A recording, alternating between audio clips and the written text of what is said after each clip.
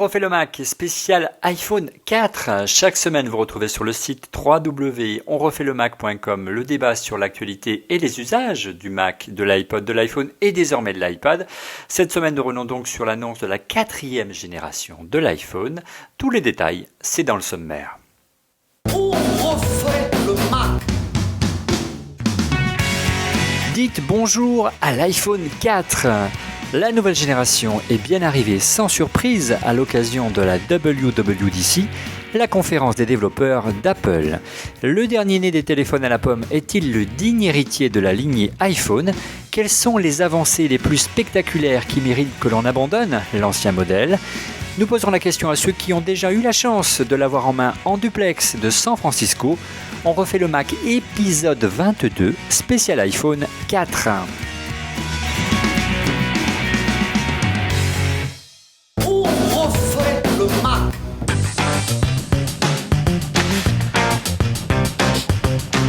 Toutes les radios du monde et toutes vos infos, maintenant sur l'iPhone avec Radio Me. Vous avez vu, messieurs, on a un sponsor, ça y est. Bravo. Donc avec pour en parler avec nous cette semaine en duplex de San Francisco, Hubert Nguyen du site Hubert Gizmo. Bonsoir Hubert. Parce qu'il est très tôt à Paris, il est très tard. Non, il est très tard à Paris, il est très tôt à San Francisco. Oui, il est un peu 4h du matin au moment où on enregistre à Paris.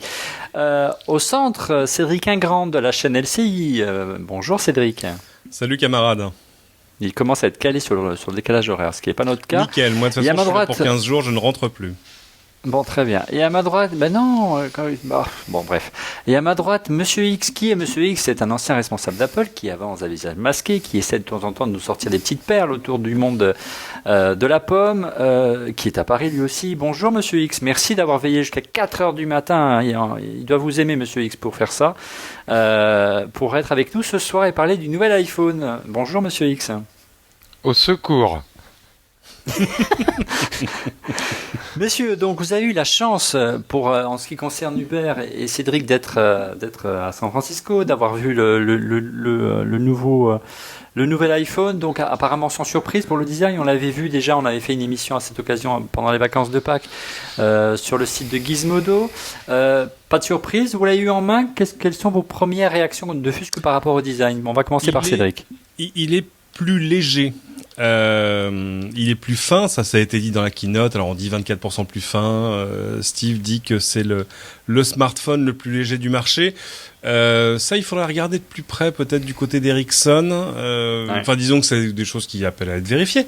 Mais de fait, on a l'impression à la fois, et c'est intéressant parce qu'on a l'impression à la fois qu'il est plus léger et qu'il est plus solide, on a l'impression qu'il tient mieux en main, il fait moins, je vais pas dire toc parce que ce serait vraiment vilain, mais il fait moins toc-toc. Il fait moins, voilà, il fait moins toc-toc que ce dos en plastique affreux, moi que j'aime pas beaucoup. Là, ils sont repassés à un dos c'est du verre. C'est du verre. Ouais. Alors, c'est la question que j'allais te poser, Cédric. Est-ce que, en fait, il y a la surface en verre, donc de face, et maintenant il y a une surface en verre derrière aussi, d'ailleurs. Absolument, et un cadre en aluminium, en stainless steel. Alors, est-ce que c'est de l'acier, hein, c'est pas de l'alu. C'est pas de l'alu comme les MacBooks, d'accord. Non, c'est ça, c'est pas de l'alu à MacBook, et dans ce design qu'on a déjà tous vu, qui, on va dire, fait un petit peu penser, retrouve une sorte d'unité, par exemple, avec celui de l'iPad, c'est-à-dire, voilà, bon. Moi, je trouve le design assez réussi, justement, ça change, évidemment, ça fait rire rétrospectivement. Souvenez-vous, tous les crétins qui, quand les trucs sont sortis sur Gizmodo, vous ont dit, mais non, ça c'est pas le design, mais n'importe quoi, ça c'est pas le design du nouvel iPhone. Eh bien voilà, j'imagine qu'aujourd'hui ils sont en train de manger des corbeaux. La seule chose qui a changé par rapport aux premières photos qu'on avait vues, c'est les micro-vis qui étaient en dessous, qui ont disparu. Là ça y est, tout ça a été un peu réunifié. Mais non, c'est bien le design, et moi le design me plaît beaucoup, je dois dire. C'est vrai que donc il y a une petite inquiétude. Avec ce nouveau design, je crois qu'ils ont gagné pas mal de volume à l'intérieur parce qu'il a moins de courbes. Ouais. Et donc ça permet d'avoir plus ou au moins autant de volume à l'intérieur, tout en réduisant la taille globale du téléphone. Et ce qui est vachement intéressant, c'est l'énorme batterie en fait et la toute petite carte mère à côté. Et Donc, surtout, ce qui est intéressant, c'est que les matières, on retrouve des matières nobles. Voilà, c'est ça qui change. Moi, j'aimais bien le premier iPhone parce que le dos en alu, etc. Après, ils se sont aperçus qu'en termes de radio-efficience, c'était pas terrible. Et depuis le 3G, 3GS, le dos en plastique, moi, ça m'allait pas, quoi. Ça faisait un peu cheap. En plus, ça faisait un peu plastique.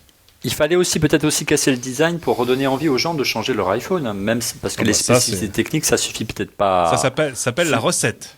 Oui, Monsieur Xbox qui venait du côté obscur du monde du marketing. Ouais, non, c'est vrai qu'en tous les cas, par rapport aux nouveautés qu'on a vues récemment chez LG, Samsung, HTC, notamment pour ceux qui avaient l'occasion d'y aller au MEDPI à Monaco, qui est le grand salon de la distribution européen, toute proportion gardée, qui est, on va dire, le CES européen. On avait vu des designs assez intéressants. Et Apple avait besoin de renouveler sa gamme, pas pour tout de suite, mais en prévision des fêtes de fin d'année. Et moi, je l'ai pas vu, mais il y avait en tous les cas, en photo. Beaucoup de questions avant le début de cette keynote. On se demandait comment Apple va tenir, comment Steve Jobs va tenir 1h30 sur scène en présentant un produit que tout le monde a vu sous toutes les coutures. Et apparemment, il a insisté sur un point, c'est l'écran. Alors, est-ce que l'écran, lorsque vous l'avez allumé, vous l'avez eu en main, ça vous a pété aux yeux? Ouais, l'écran est très beau. Moi, je suis habitué jusque-là en ce moment. À l'écran de ce HTC Desire, vous voyez un écran OLED avec là aussi. This is provocation, Mr. Ingrand. Ben non, mais j'explique. C'est-à-dire que si vous mettez ça what do you want? That I go to Paris? I take my plane? Non, ce que je veux dire, c'est que si vous mettez ça à côté d'un iPhone de génération actuelle, à côté d'un 3GS, il n'y a pas photo. Ça, c'est magnifique, très belle définition. Voilà. Bon, bref. Et là, j'ai pas eu le réflexe de les sortir et de les mettre côte à côte. J'ai essayé de l'échanger, celui que j'avais en démo, de mettre mon smartphone à la place et de partir avec l'autre. Ça n'a pas fonctionné. Curieusement, 2 Stormtroopers m'ont sauté dessus. Mais non, l'écran est absolument magnifique. Alors après, dans la Steve Note, Steve dit, ils sont partis sur tout un truc totalement délirant, en l'appelant le Retina Display, un truc comme ça, en disant de toute façon, la précision de cet écran est telle que votre œil ne sait même plus ce que c'est qu'un pixel, etc. Oui, d'accord. Enfin, en tout cas, l'écran est très très beau, ça donne vraiment des images de belle qualité, et ça ouvre aussi des choses en termes applicatifs, c'est-à-dire que, par exemple, on peut en parler, l'iBook Store arrive sur iPhone. Tout à coup, vous retrouvez, en gros, la résolution de l'écran en termes de nombre de pixels. Je parle pas de densité de pixels. En termes de nombre de pixels, on est quasiment à celle d'un écran d'iPad. C'est 1024-768 pour un iPad, un tout petit peu moins. Je crois que c'est combien, 940 sur 640 ou ça. Bon, bref, ça me reviendra. 260. Mais c'est pas très loin de ce qu'on avait sur Android. Finalement, c'est un petit peu plus, mais c'est pas beaucoup plus. Oui, c'est ça. C'est 10%. C'est presque de la vraie HD, quoi. C'est pas encore la HD, mais c'est presque. Non, c'est pas de la vraie HD. En revanche, la caméra, elle, est vraie HD ready, on va dire, c'est-à-dire 720p, ce qui est honnêtement amplement suffisant, 30 images secondes, voilà, la vraie vidéo. Non, l'écran semble être d'une qualité, enfin il est d'une qualité assez remarquable. Je sais pas de chez qui il vient, on m'a murmuré qu'il venait de chez Samsung. C'est Samsung, c'est aussi de l'iPad. Et la grosse question, c'est de savoir comment il va marcher en plein soleil, etc.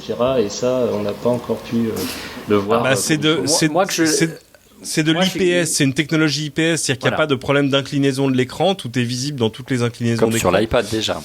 Comme sur l'iPad. La question que je me posais, il a longuement insisté, je crois qu'il la partie où Steve Jobs est resté de mémoire le plus longtemps sur scène et vraiment à développer, c'est sur l'écran. Pourtant l'écran c'est pas une technologie d'Apple, donc si ça vient de Samsung ou de tout constructeur, comment il va garder cette valeur ajoutée par rapport? Mais je crois qu'Apple est le seul client qui a ces écrans-là. Pour l'instant. C'est clair que tous ces composants qu'on retrouve dans les iPhones d'ailleurs, génération après génération, c'est surtout un magnifique travail de sourcing, comme on dit, de la part d'Apple. C'est-à-dire qu'il va chercher chez les fabricants le meilleur composant du moment. Évidemment, ils ont une puissance commerciale et de négociation qui fait que si vous êtes Samsung, avant peut-être de sortir un composant chez un autre fabricant, voire même dans vos propres téléphones, vous pouvez peut-être aller signer chez Apple qui va vous en faire vendre quelques millions, mais qui en échange va vous demander une exclusivité dans le temps, au moins de quelques mois. Il faut attendre. Moi, j'attends de voir aussi la résolution des téléphones que Samsung va sortir, parce qu'il faut pas oublier que Samsung va sortir son système Wave avec le téléphone Bada, etc. Et que voilà une marque qui va se retrouver à la tête des technologies. Samsung, c'est la technologie OLED. Ils Ouais, ont, c'est ils de ont l'OLED, ouais. là-dedans. Ouais, En fait, ouais. Samsung pousse pas mal l'OLED. Alors pour bien comprendre, nous avons l'OLED d'un côté, l'IPS de l'autre. Alors qui va gagner cette guéguerre? Enfin, c'est une guéguerre ou c'est Samsung qui fait les deux, hein, je vous le dis. Je rappelle toujours Oui, la même d'accord, blague. Hein. Soit. Ouais. Mais pour bien comprendre, quel est l'avantage d'un écran OLED par rapport à un écran IPS concrètement? C'est quoi l'avantage technologique? Je crois que en fait l'OLED, si tu veux, c'est un plastique qui émet de la lumière. Donc l'avantage, c'est que le contraste est magnifique. Les noirs sont noirs puisque ça n'émet pas de lumière. L'autre truc qui en fait est plus proche d'un LCD va avoir une lumière qui arrive par l'arrière qui est filtrée. Je pense que l'avantage de l'iPhone sera peut-être que l'écran sera un petit peu plus lisible ou même beaucoup plus lisible en plein jour. Ça, c'est un problème que j'ai eu avec tous mes écrans OLED. Dès que t'es dehors, enfin, tu ne vois ouais, plus rien. soyons aussi juste avec le LED, quand on le voit sur l'iPad, moi qui me balade beaucoup en ce moment avec un iPad 3G, la lecture en plein soleil, c'est pas la grande joie non plus, mais ça dépend aussi du reste de l'écran. L'autre avantage de l'OLED, c'est la finesse en fait. Parce qu'évidemment le LED c'est une seule couche, il n'y a pas de rétroéclairage derrière. Donc c'est un choix en termes de qualité, de simplicité et de consommation aussi. Alors Cédric, l'autonomie, la consommation, c'est le talon d'Achille aujourd'hui de l'iPhone. Difficile de tenir plus d'une journée en Surf 3G avec son iPhone. Monsieur X, vous me disiez avant le début de l'émission que c'était l'écran qui consommait le plus sur un iPhone, sur un smartphone. Oui, pour l'utiliser tous les jours, les avoir utilisés les 3 premières générations. C'est bien l'écran, je le confirme, qui est en tous les cas pour moi la première source de consommation. Donc moi en tant qu'utilisateur, et je pense que je suis pas le seul, quitte à changer d'iPhone, on espère tous qu'il y a une grosse amélioration qui a été faite là. Peut-être que le chip A4 qui est embarqué dans l'iPhone, qui est une autre nouveauté au niveau composant, va aider à aller dans ce sens, comme on l'a vu avec un fort beau résultat sur l'iPad. Je pense qu'il y a quelque chose à regarder. En fait, je crois que le chip A4, il a été optimisé pour le peu de consommation qu'il va induire quand on se sert pas du téléphone. Donc si tu éteins ton iPad le soir, tu vas dormir, le lendemain, il y a moins d'1% ou 1% qui a été perdu. De toute façon, c'est très simple. Je veux dire, et le deuxième truc qui bouffe beaucoup sur un téléphone, c'est surtout la radio. Et heureusement, on s'en sert pas tout le temps, mais si c'était allumé tout le temps, ce serait le pire. En fait. Hubert, quand tu parles de radio, tu veux parler de réseau 3G, de réseau Wi-Fi? Oui, c'est-à-dire, donc c'est soit le Wi-Fi, soit la 3G, 4G, etc. Alors, l'autonomie annoncée, c'est 300 heures. GSM. 300 heures de veille, ça fait toujours. C'est énorme. Ouais, la veille, ça veut rien dire. Ce qui est important, c'est la conversation, et 2, la navigation sur Internet avec du Wi-Fi, par exemple. Oui, Steve Jobs a annoncé 6 heures de surf en 3G et 10 heures en Wi-Fi. Oui. Voilà, un progrès en matière d'autonomie. Autre progrès, autre avancée qu'on attendait, c'est l'arrivée de la visiophonie. La visioconférence, absolument. c'est arrivé, c'est FaceTime. Alors, qu'est-ce que tu en penses? Cédric, tu l'as essayé. Qu'est-ce que ça vaut? Moi, je l'ai vu marcher en vrai, ouais, absolument, où c'était d'un bout à l'autre de la même pièce. Détail et vraie limitation. Alors, on ne sait pas si on va l'expliquer, mais ça ne marchera qu'en Wi-Fi. En tout cas, aux États-Unis. Alors la question c'est, est-ce que c'est un problème technique, c'est-à-dire est-ce que pour des raisons de qualité il vaut mieux que ça passe sur du Wi-Fi que sur de la 3G, ou est-ce que là Apple est juste en train de ménager AT&T, son opérateur partenaire aux États-Unis, pour éviter de leur faire très très mal, de faire très très mal. On sait pas, parce qu'il faut aussi que les gens apprivoisent ce type d'usage. Je vois Monsieur X qui fait oui absolument, c'est pour être gentil avec l'opérateur. Donc oui, de fait à mon avis c'est plutôt ça. Même si il y a un bémol, Steve a dit cette année ce sera limité au Wi-Fi. Imaginez 1 million, 2 millions, 10 millions de personnes avec un iPhone 4G en train de jouer à chatroulette en permanence, et le réseau 3G il explose. Ça, va y en avoir des blagues faites aux toilettes avec l'iPhone 4G. Ah, ça, chatroulette, oui. Le passer en Wi-Fi seulement, ça permet, de développer l'usage, mais de limiter peut-être un peu la consommation. Ouais. Il y a pas que Farmville qui arrive sur iPhone, il y a chatroulette aussi apparemment, de fait. Mais pour le coup, c'est pas très utile puisque alors il faut avoir donc 2 personnes avec un iPhone 4G et 2 personnes qui sont dans un endroit où ils ont Wi-Fi. Ouais, c'est en pas même pratique. FaceTime, c'est l'adaptation d'iChat sur iPhone qu'on connaît bien sur Mac. Donc on pourra pas faire, par contre, d'en refait le Mac avec l'iPhone et FaceTime puisqu'on ne peut pas communiquer entre un PC ou un Mac et l'iPhone. Vous me direz, c'est pas plus mal vu les difficultés qu'on a aujourd'hui à faire marcher iChat. Oui, parce que parce que un peu de backstage, on a quand même mis 1 heure à arriver à mettre en place une conférence à 4 sous iChat, c'est absolument merveilleux. Il a fallu qu'on rouvre des comptes. Donc j'espère très honnêtement que ce ne sont pas les technos d'iChat qui ont été intégrés pour faire FaceTime, parce que sinon ça ne fonctionnera jamais. Enfin si, mais en même temps FaceTime a l'air en tout cas moins ambitieux. Comme apporte la tête du développeur d'iChat sur un plateau. Non mais je pense que de toute façon il a été viré depuis longtemps, il est parti avec le code source et c'est pour ça que le iChat n'évolue plus et ne fonctionne toujours pas. La bonne nouvelle avec la vidéoconférence sur l'iPhone, c'est que c'est sûrement du point-to-point. Donc, contrairement à iChat, ça ne passe pas par un serveur, etc. Donc, ça marchera sûrement un peu mieux. Alors, la visio sur l'iPhone, c'est l'une des fonctions les plus spectaculaires de cette nouvelle version de l'iPhone, mais c'est pas vraiment une nouveauté puisqu'elle est apparue il y a déjà des années chez Nokia et Sony Ericsson sur les premiers téléphones 3G, sans vraiment convaincre puisqu'ils ont peu à peu disparu. Donc, qu'est-ce qu'il faudrait que cette fois-ci avec FaceTime, Apple va réussir? C'est quoi la valeur ajoutée de FaceTime et d'Apple aujourd'hui? Ouais, mais alors justement, et c'est là que c'est intéressant, Steve a dit, et je pense que c'est l'annonce la plus importante autour de la visio, que FaceTime, qui intègre plein de standards de communication, etc., a été proposé à des organismes normatifs, comme on dit, pour devenir un standard ouvert. Alors, est-ce que ça veut dire que il y a un code source ouvert? Oui, c'est ça. Voilà, rions un bon coup. Mais c'est pas grave. Un standard ouvert, ça marche quand même. Attendez, je jette mon smartphone qui rayonne un peu. Ce qui permettrait à tous les autres fabricants d'intégrer la même chose, parce que l'autre problème, c'est ce que disait Olivier tout à l'heure. Pourquoi est-ce que quand Nokia et Ericsson l'ont lancé avec les débuts de la 3G, ça n'a pas marché? Parce que c'était un problème de parc. Comment vouliez-vous savoir à l'avance si la personne que vous alliez appeler avait un téléphone qui permettait de faire de la visio et en plus avait un téléphone 3G? Je vous rappelle que c'était quand même relativement rare. Alors, ce qui est intéressant, messieurs, avec FaceTime, c'est que Steve Jobs a déclaré que ses équipes travaillaient sur ce projet depuis au moins 3 ans. Est-ce que c'est pas un peu bullshit ces déclarations, sachant que cette fonction on l'attend depuis la première génération de l'iPhone, il y a déjà 3 ans, et qu'on sait qu'Apple aime faire évoluer ses produits par petites touches, et qu'on peut imaginer qu'ils aient gardé sous le coup de cette fonction pour que cette fois-ci, lorsqu'elle arrive, eh bien on jette notre vieil iPhone 3GS pour se payer l'iPhone 4. Est-ce que c'est un scénario crédible, Monsieur X? Non, moi je crois que c'est pas comme tu disais bullshit. De penser qu'Apple travaille sur la fonctionnalité, en tous les cas le portage de iChat sur iPhone depuis bien longtemps. Rappelons-nous qu'ils font les choses avec toujours une idée en tête qui est la qualité de ce qu'ils introduisent comme nouvelle fonctionnalité. Donc tant que ça n'a pas le bon niveau de qualité, ça voit pas le jour.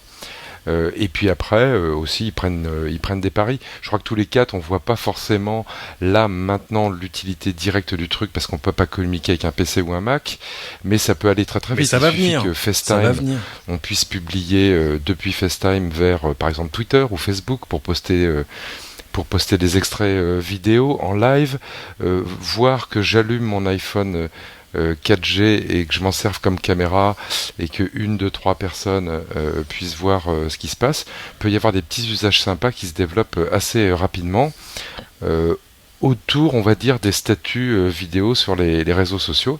Ça va agrémenter ça. Mais ça, c'est autre chose, parce que ça, on peut déjà mettre en place des softs sur le combiné qui le feront. On n'a pas besoin de FaceTime. Là, c'est pas de la visio. Ouais, il y en a plein, mais j'en ai vu récemment d'ailleurs enfin bon.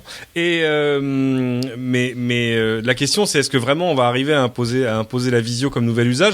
Mais en même temps, s'il faut le faire, tant qu'à faire, c'est bien que ce soit Apple qui s'y mette assez sérieusement, parce que ça va faire comme l'iPhone original, mettre un petit coup de pied aux fesses du marché, qui va se reposer la question sérieusement de savoir est-ce qu'il refaut une front-facing caméra et est-ce qu'il faut vraiment se remettre à faire de la visio, et si en plus ils peuvent le faire sur un standard commun, d'avance. Merci. Alors messieurs, vous allez un petit peu vous mouiller. Quelle est selon vous l'avancée la plus spectaculaire, la plus intéressante que vous avez retenue de cette 4e génération d'iPhone? Moi, j'attends que le champ de distorsion de la réalité s'évanouisse un peu. Et je suis forcé de dire que c'est la première fois que j'ai assez envie d'un iPhone. Mais je rêve. Qu'est-ce qui arrive au Cédric après avoir fait. Et ouais, non, parce qu'il est quand même. Enfin, il a l'air vraiment vachement bien. Je vais essayer de le tester un peu rapidement à sa sortie. Ouais. Mais là, je dois dire, le design, la légèreté, j'attends de voir un peu l'autonomie, mais la richesse applicative, le fait que j'ai un iPad et que donc tout à coup, ça fait papa-maman. Voilà, ça c'est quand même sympathique. Et sinon, non, de fait, il a fait ça très bien, Steve. Même si entre nous soit dit, c'est un bonheur parce que ça rassure quand même sur l'humanité du mec, de voir que il arrive aussi à Steve Jobs de planter des démos. Et ça, cet extrait-là, je me le garderai longtemps, de la démo qui plante, des pages web qui ne chargent pas sur l'iPhone, et de Steve qui reste d'une espèce sur un ton totalement égal, qui dit tiens, ça ne fonctionne pas, nous allons donc prendre les deux combinés de backup, et là on s'aperçoit que de fait, il y a 2 iPhones de backup chargés sur les mêmes pages, etc., prêts à partir, et il réessaye, ça ne fonctionne toujours pas.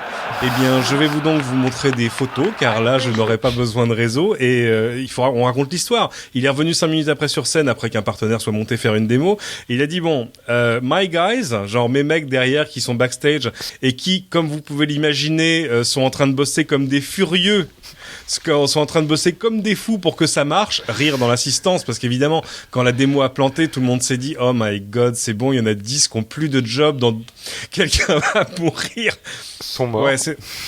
Ouais, c'est ça. Là, on dit les têtes vont tomber, quoi. Et il dit voilà, mais my guys viennent de me dire que dans cette salle, il y a 570 points d'accès Wi-Fi. Et en fait, les coupables, c'était ça. Ça, c'est l'Overdrive de chez Sprint. Il y a le MiFi, il y a etc. C'est-à-dire, c'est tous ces petits modems 3G Wi-Fi, qui permettent de rester connectés sans essayer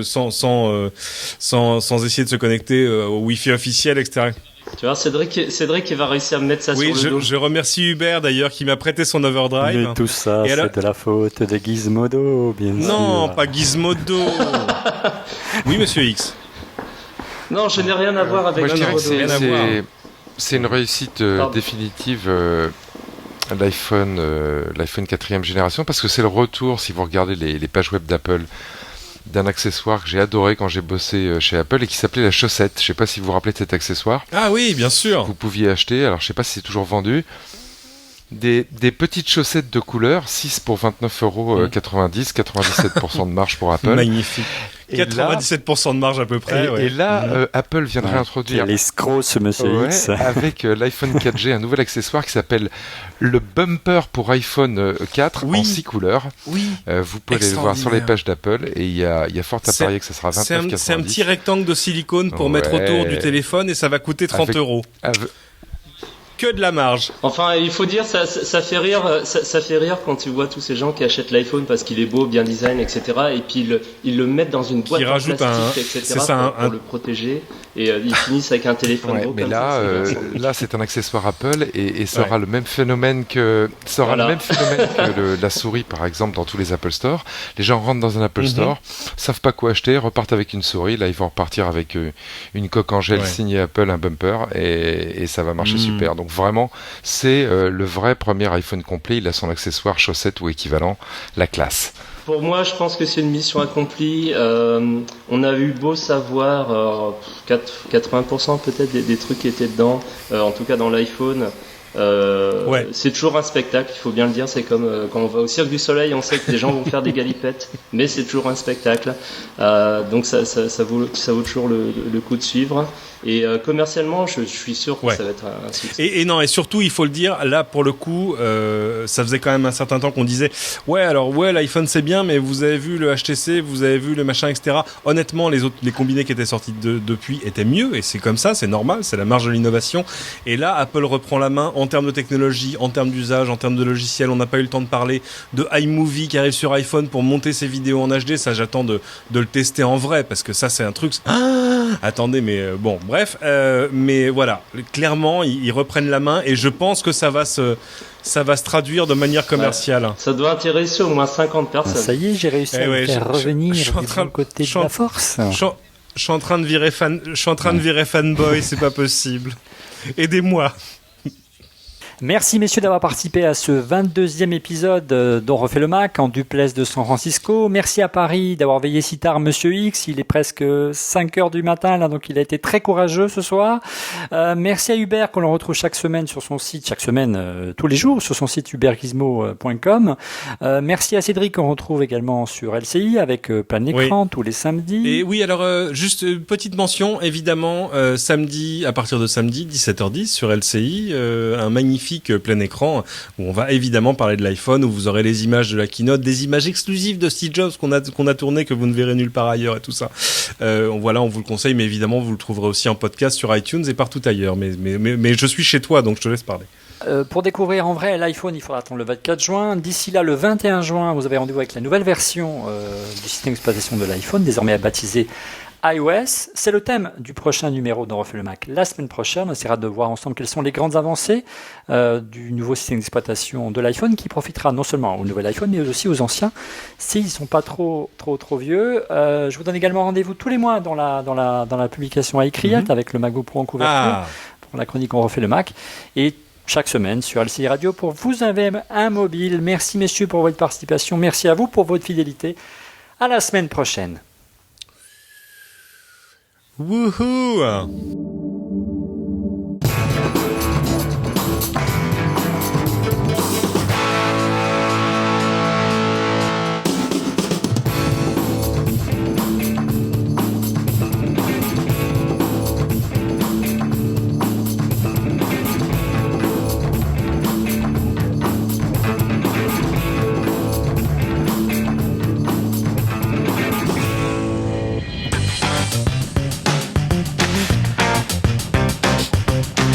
Toutes les radios du monde et toutes vos infos, maintenant sur l'iPhone avec Radio Me.